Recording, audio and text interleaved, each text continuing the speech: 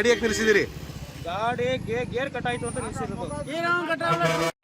ಗಾಡಿ ಈಗ ಆಡ್ತಾ ಇದಾರಲ್ಲ, ಈಗ ನಾನೇ ಗಾಡಿ ಓಡಿಸ್ತೀನಿ ಬಾಣ ಅಲ್ಲಿಗೆ. ಕುಡಿದ ಮತ್ತಿನಲ್ಲಿದ್ದ ಡ್ರೈವರ್ ಹಾಗೂ ಕಂಡಕ್ಟರ್ ವರ್ತನೆಯಿಂದ ಭಯಭೀತರಾಗಿ ಪ್ರಯಾಣಿಕರು ಬಸ್ ನಿಲ್ಲಿಸಿದ ಘಟನೆ ಎಚ್ಡಿ ಕೋಟೆಯಲ್ಲಿ ನಡೆದಿದೆ.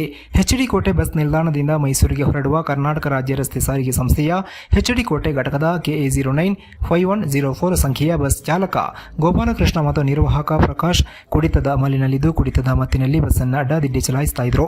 ಊಟದ ಸಮಯದಲ್ಲಿ ಮದ್ಯವನ್ನು ಸೇವಿಸಿದ ಇವರಿಬ್ಬರು ಬಸ್ ಚಲಾಯಿಸಲು ಹೊರಟಿದ್ರು. ಚಾಲಕ ಹಾಗೂ ನಿರ್ವಾಹಕ ಕುಡಿತದ ಅಮಲಿನಲ್ಲಿ ಇರುವುದನ್ನು ಕಂಡ ಪ್ರಯಾಣಿಕರು ಬಸ್ ನಿಲ್ಲಿಸಿ ಚಾಲಕನನ್ನು ಎಚ್ಡಿ ಕೋಟೆ ಪೊಲೀಸ್ ಠಾಣೆಗೆ ಕರೆತಂದಿದ್ದಾರೆ. ತಪ್ಪಿತಸ್ಥ ಬಸ್ ಸಿಬ್ಬಂದಿ ವಿರುದ್ಧ ಪೊಲೀಸರು ಕ್ರಮ ಕೈಗೊಳ್ಳುವುದಾಗಿ ತಿಳಿಸಿದ್ದಾರೆ.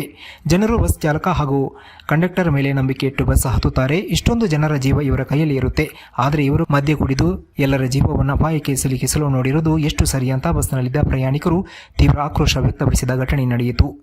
ವರದಿ ಮಲಾರ ಮಹದೇವ ಸ್ವಾಮಿ. ಗಾಡಿ ಚಲಾಯಿಸಕ್ಕೆ ಪರ್ಮಿಷನ್ ಕೊಟ್ಟಿದ್ದಾರೆ.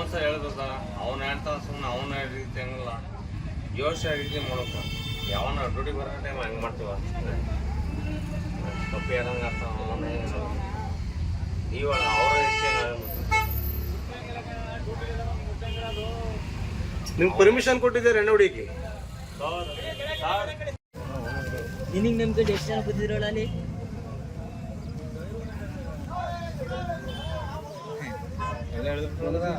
ಕುಡ್ದಿದ್ದ ಗುರು ಹೇಳೋದಕ್ಕೆ ಮೆಡಿಕಲ್ ಯಾರು ಮಾಡ್ಸಕ್ ಕುಡ್ದಿಲ್ಲ. ಬರ್ತೊಂದಲ್ಲ ನೀವು ಪ್ರಶ್ನೆ ಮಾಡ್ತಾರ ನೀವು ಹೆಂಗ್ ಹೇಳಿದೆ ಅಂದ್ರೆ ನೀನು ಆಕ್ಟಿವಿಟೀಸ್ ಗೊತ್ತಾಗಲ್ವಾ? ಅಲ್ಲ ನೀವು ಡ್ಯೂಟಿಗೆ ಹೋಗೋ ವ್ಯಕ್ತಿ ನಿಲ್ಸ್ಕೊಂಡು ರೀತಿ ಮಾತಾಡ. ಡ್ಯೂಟಿಗೆ ಹೋಗೋ ವ್ಯಕ್ತಿಯಲ್ಲಿ ಡ್ಯೂಟಿ ಮಾಡೋರು ಯಾಕಪ್ಪ ಗಾಡಿ ಇಲ್ಲಿ ಸೈಡ್ಗೆ ಹಾಕಿದಿ? ನಮ್ ಗಾಡಿ ಕೊಟ್ರು ಡಿಪೋ ಮ್ಯಾನೇಜರು. ಹೋಗ್ಲಿ ನೀನು ಒಬ್ಬ ಸಾಯಪ್ಪ, ಎಷ್ಟು ಜನ ಸಾಯಿಸ್ತೀಯಾ?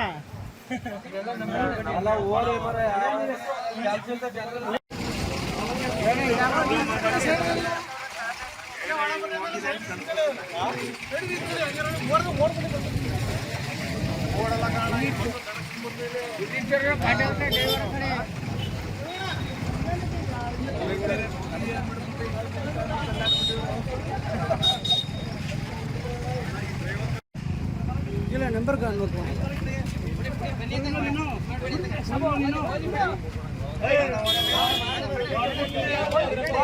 ಹೊಡೆದ್ಬಿಡ್ತೀನಿ ಕೈಗೆ ಹೊಡೆದ್ಬಿಡ್ತೀನಿ ಮಗನ ನಿಂಗೆ.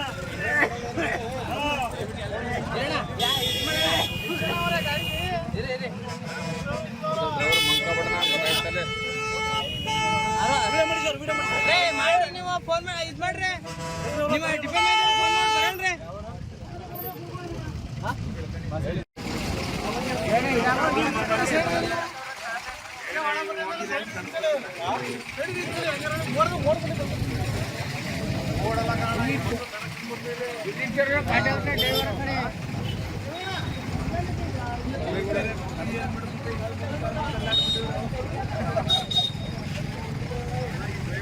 ಹೋಗ್ತಾ ಇದೆ. ಆ ಸಂದರ್ಭದಲ್ಲಿ ಸ್ಟಾರ್ಟಿಂಗ್ಗೆ ಪ್ರಾಬ್ಲಮ್ ಮಾಡ್ತಾರೆ.